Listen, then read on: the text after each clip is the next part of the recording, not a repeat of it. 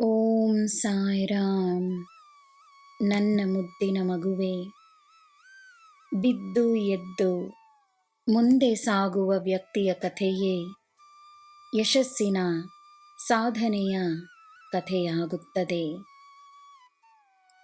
ಅದೇ ನಿಜವಾದ ಶಕ್ತಿ.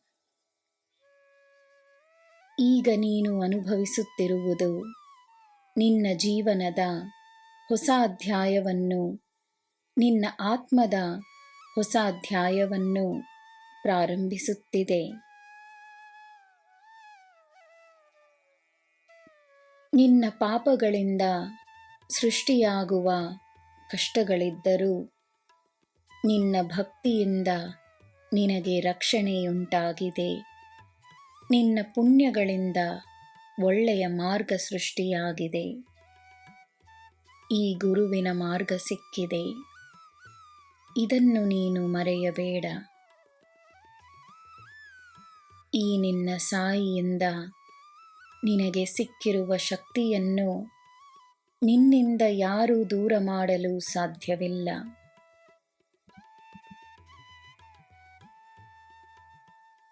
ಪ್ರಾರಂಭದಲ್ಲಿ ನಿನ್ನನ್ನು ನಂಬದವರು ಸಮಯ ಬಂದಾಗ ನಿನ್ನ ಬಳಿಯೇ ಬರುತ್ತಾರೆ. ನಿನ್ನ ಮನಸ್ಸಿಗೆ ಈ ಕ್ಷಣ ಬರುತ್ತಿರುವ ಹೆಸರಿಗೆ ನಿನ್ನ ಒಂದು ಪ್ರಾರ್ಥನೆಯನ್ನು ಕಳುಹಿಸು. ನೀನು ಕಳುಹಿಸುವ ಪ್ರಾರ್ಥನೆಯಲ್ಲಿ ನಾನಿದ್ದೇನೆ. ನಿನಗೆ ಪುಣ್ಯಗಳನ್ನು ತರುತ್ತಿದ್ದೇನೆ.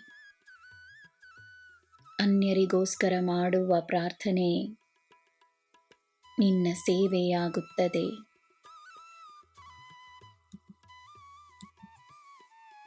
ಪೂರ್ಣ ಮನಸ್ಸಿನಿಂದ ನಿನ್ನಿಂದ ಏನು ಮಾಡಲು ಸಾಧ್ಯವೋ ಅದನ್ನು ಮಾತ್ರವೇ ಮಾಡು.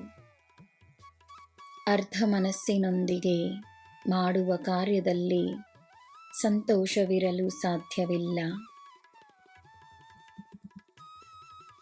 ನನ್ನ ಮಗುವೆ, ಸಂತೋಷವಾಗಿರು.